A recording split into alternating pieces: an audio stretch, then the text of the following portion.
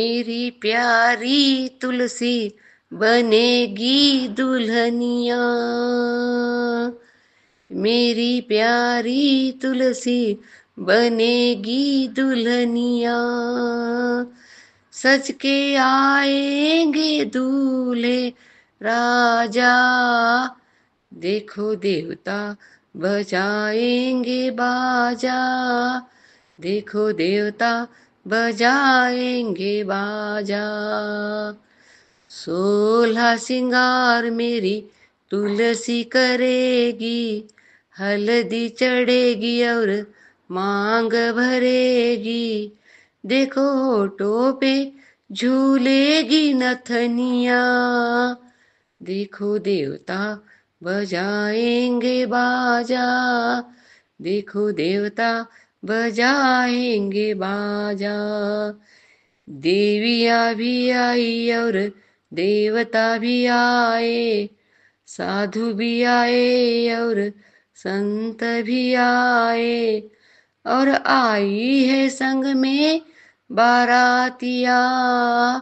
देखो देवता बजाएंगे बाजा। देखो देवता बजाएंगे बाजा। गोरे गोरे हाथों में मेहंदी लगेगी।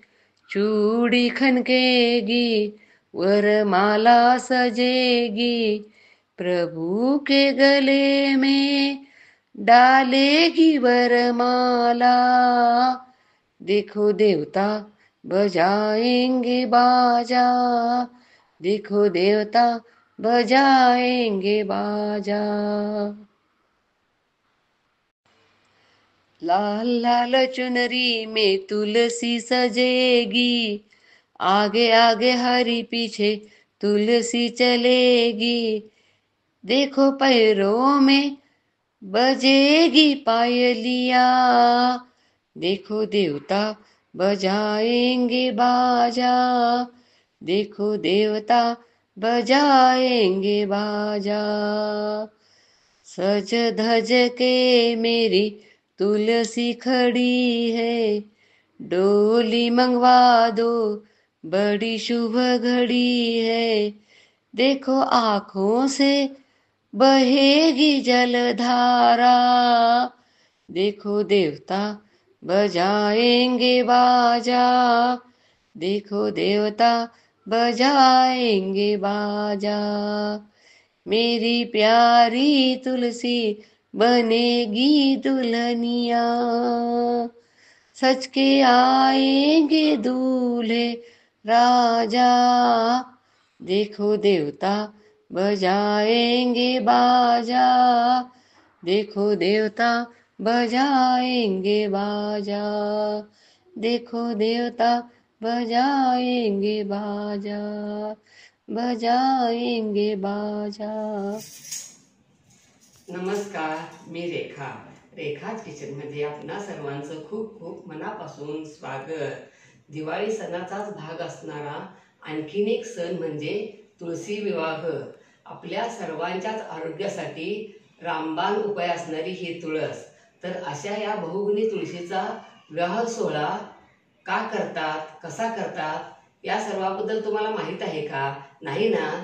तर आज आपण घरच्या घरी पारंपरिक पद्धतीने लग्नाचा विधी, पूजा अर्चा, नैवेद्य, तुळशी विवाहाबद्दल एक पौराणिक कथा आणि तुळशीचे आपल्या शरीराला आरोग्यदृष्ट्या कोणकोणते फायदे होतात हे आणि तुळशी विवाहाची पूर्वतयारी कशी करायची या सर्वाबद्दल थोडक्यात माहिती आपण जाणून घेणार आहोत.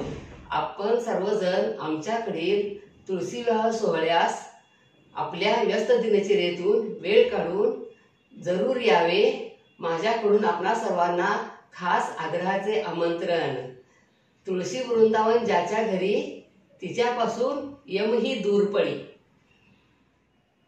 आता आपण बहुगुणी तुळशीचे आपल्या शरीराला आरोग्यदायी कोणकोणते फायदे होतात हे जाणून घेऊया. तुळशीला धार्मिक महत्त्व आहे, तसेच आयुर्वेदिक दृष्ट्याही खूप महत्त्व आहे. तुळशीला दररोज पाणी घालून पूजा करून सकाळ संध्याकाळ दिवा लावून प्रदक्षिणा घातली तर पॉझिटिव्ह एनर्जी मिळते.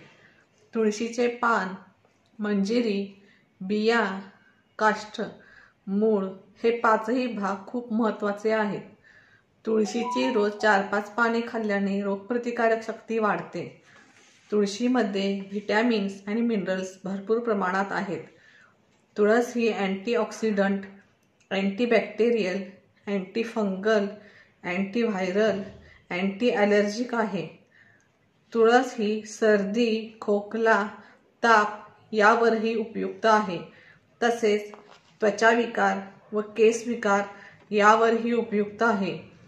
मधुमेहावर तुळस फायदेशीर आहे. अशी ही बहुगुणी तुळस प्रत्येकाच्या घरी असावीच.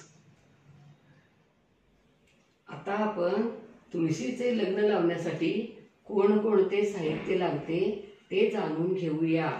तुळशीचे रोप, बाळकृष्ण, गणपतीची मूर्ती किंवा सुपारी, पाट, समया, निरांजन, पंत्या, दिवा, ताम्हण, पळीपंचपात्र, घंटी, धुपारती, तांब्याचा कलश, झेंडूची फुले, आंब्याची पाने, हार, विड्याची पाने, ऊस, आवळा, चिंच, सीताफळ, कांद्याची पात, नारळ, गुळ खोबरे, फराळाचे साहित्य, चुरमुरे, लाह्या, हळद कुंकू, रंगीत अक्षता, अष्टगंध, पाणी, कापूर, उदबत्ती पुडा.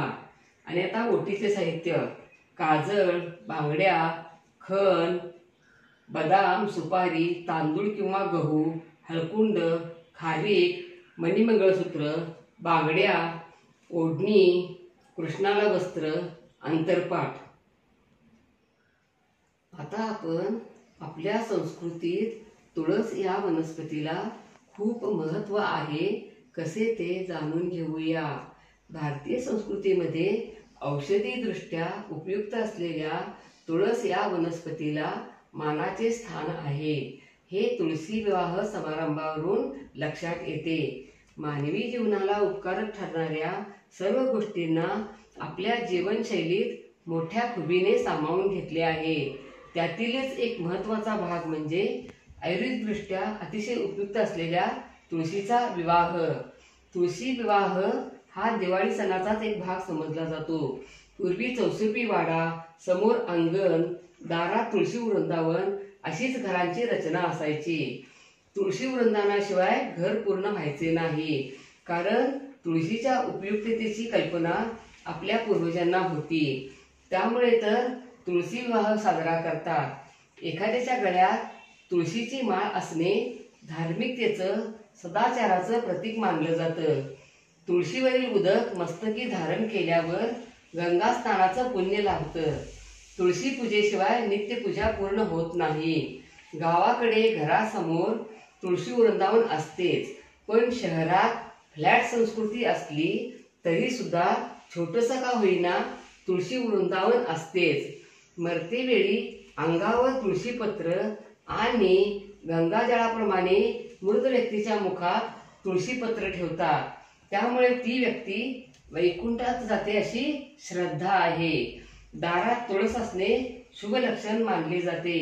कारण तुळस दूषित वायू शोषून घेते आणि प्राणवायू सोडते. शास्त्राने सिद्ध केले आहे की घरोघरी तुळस असणे आणि ती आपल्या आरोग्याच्या दृष्टीने खूपच महत्त्वाचे आणि फायद्याचे आहे. आता आपण तुळशीचा जन्म कसा झाला ते जाणून घेऊया.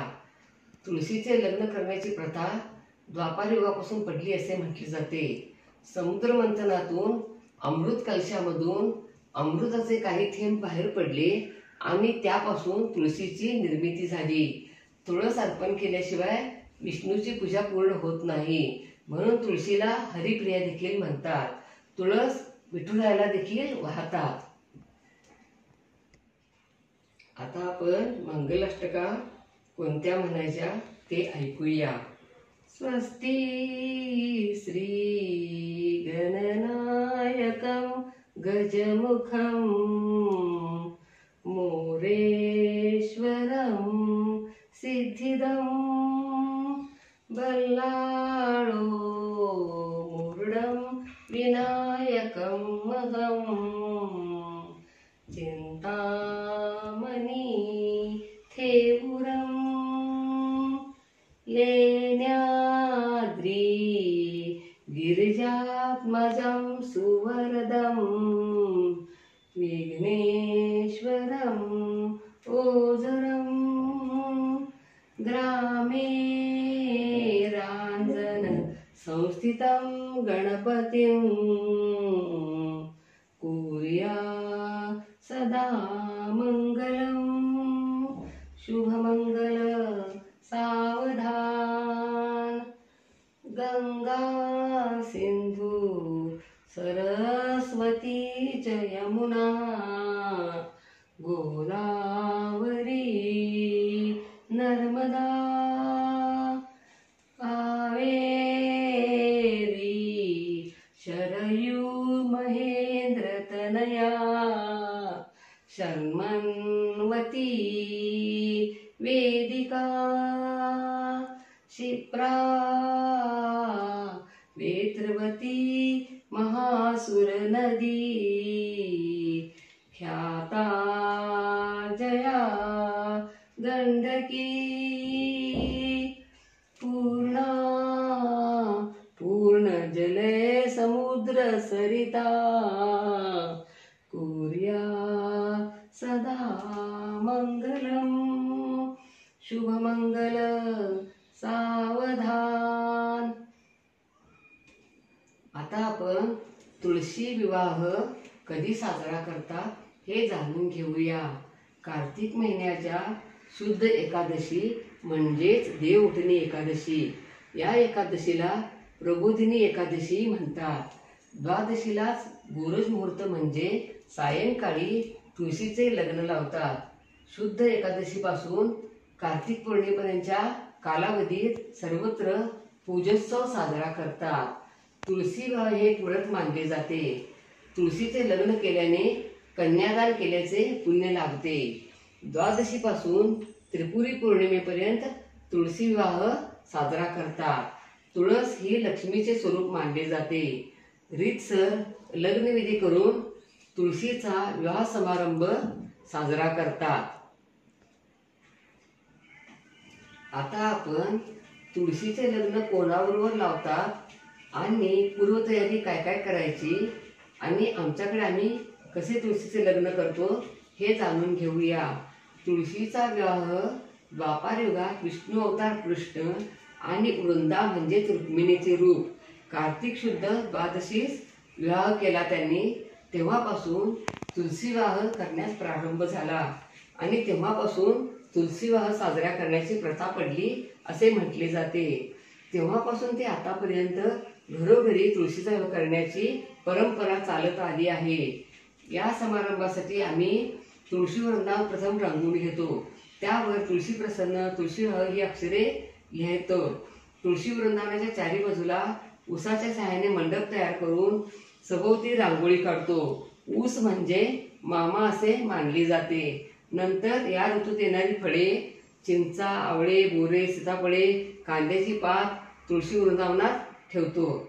तुळशीला हार, फुले, दागिने, मणिमंगळसूत्र, लाल ओढणी घालून सजवतो. कृष्णाला वस्त्र घालतो. तुळशीला सौभाग्यालंकारांनी नटवले जाते. तुपाचा दिवा लावतो. समया लावतो. विवाहाला पाहुण्यांना बोलवतो. वाजंत्री फटाके वाजवतो.